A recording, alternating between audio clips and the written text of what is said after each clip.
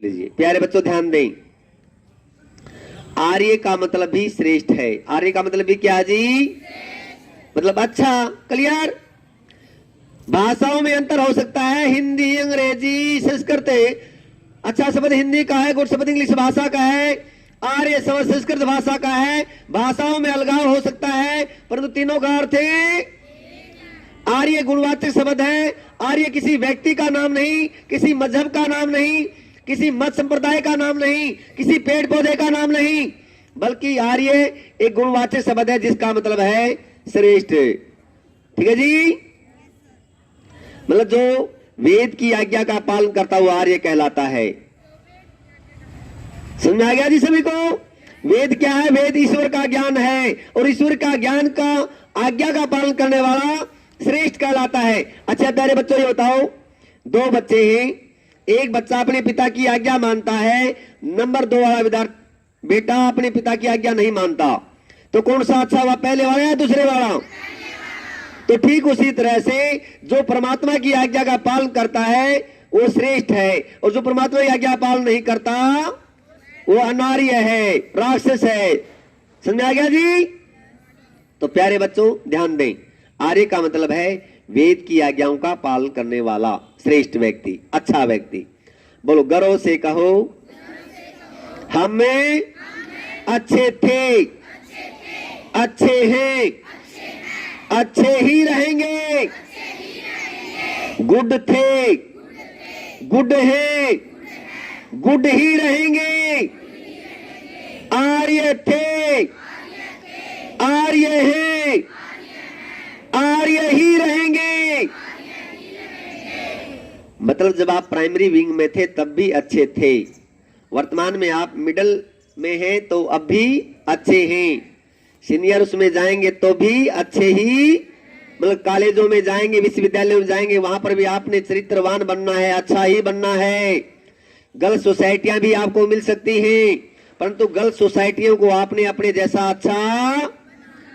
प्यारे बच्चों ध्यान दें, कई बच्चों को देखा है 10+2 तक बच्चे अच्छी मेरिट लिस्ट में आते हैं, 95% नंबर लेकर के आते हैं, परंतु कॉलेजों में, विश्वविद्यालयों में जाकर के कोई गलत संगत के कारण बच्चा अपना जीवन खराब कर लेता है।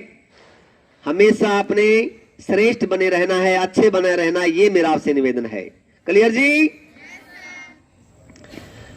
तो आर्य किसी व्यक्ति का नाम नहीं, आर्य किसी मजहब का नाम नहीं, आर्य किसी मत संप्रदाय का नाम नहीं है। कई व्यक्ति मन में ये सोच लेते हैं आर्य पता नहीं किस पेड़ पौधे का नाम है, किस पशु पक्षी का नाम है, पता नहीं।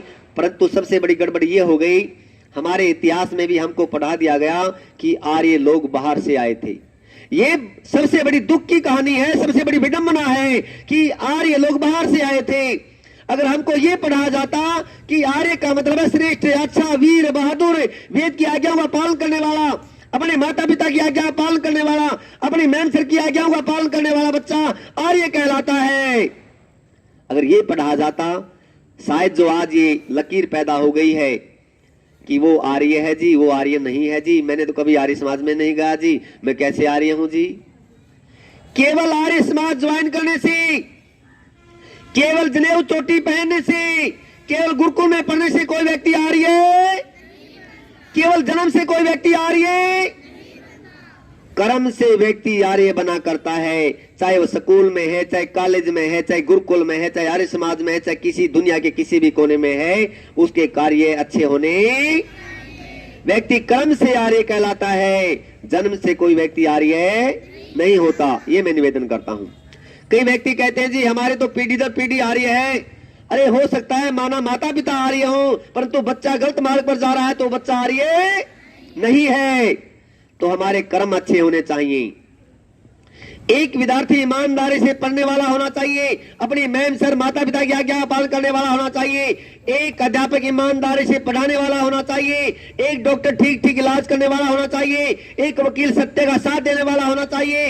एक इंजीनियर ठीक ठीक रोड बनाने वाला होना चाहिए। एक देश का फौजी भाई देश की भलाई के लिए, देश की रक्षा के लिए अपनी जान की आहुति देने के लिए भी तैयार होने वाला।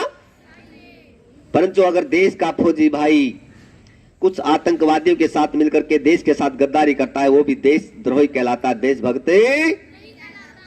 कुछ व्यक्ति मन में भावना पाल लेते हैं कि जो देश की सीमाओं पर देश की रक्षा करने वाले फौजी भाई हैं वही देशभक्त हैं। अरे देश की सीमाओं के अंदर रहने वाला हर बच्चा भी देशभक्त है। बशर्ते वो अपने कार्य को ईमानदारी से करने वाला होना चाहिए।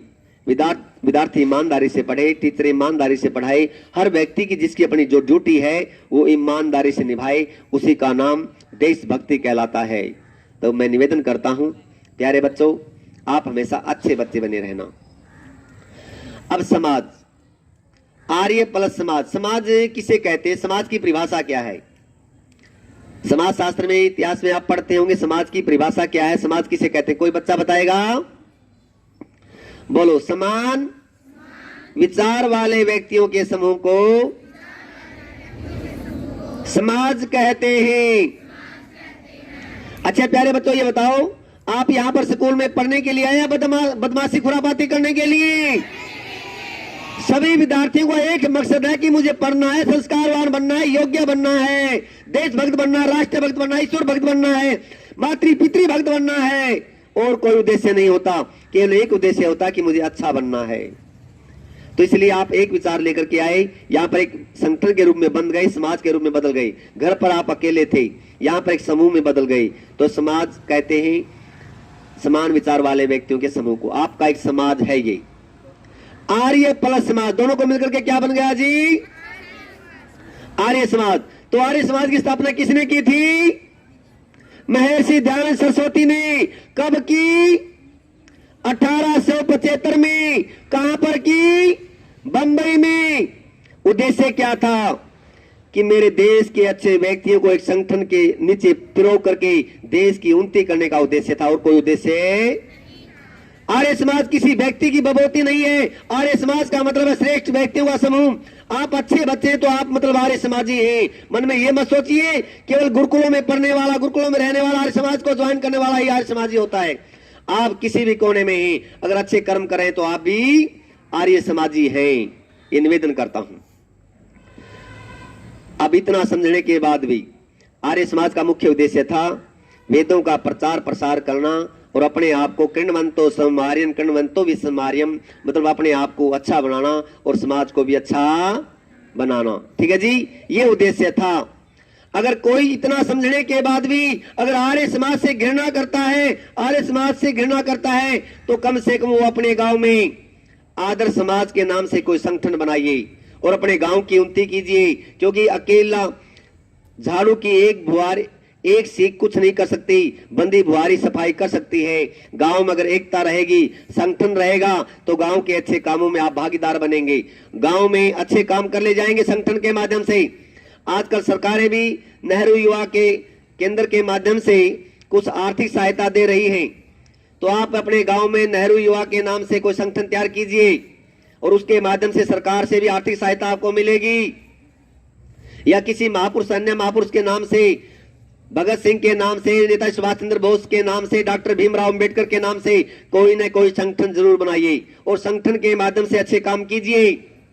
अगर कोई दुष्ट व्यक्ति समाज के अंदर गलत हरकत करता है तो उसको प्यार की भाषा में समझाइए। प्यार की भाषा में नहीं मानता है, उसके घर वालों को मैसेज कीजिए। घर वालों से भी नहीं मानता है तो पुलिस आदि में दे दीजिए। वहां से भी नहीं मानता है तो संगठन के माध्यम से उसको अलगाव कर दीजिए। उसका कोई गांव में हुक्का पानी बंद कर दीजिए ताकि वो समाज से लज्जित होकर के अपनी गलती को सुधार कर सके। तो मैं निवेदन करता हूं, संगठन की बहुत बड़ी अहम भूमिका होती है। संगठन में रह करके आगे बढ़े, काम करें। तो आर्य समाज का मतलब समझ में आ गया जी? अच्छे व्यक्तियों का समूह आर्य समाज कहलाता है।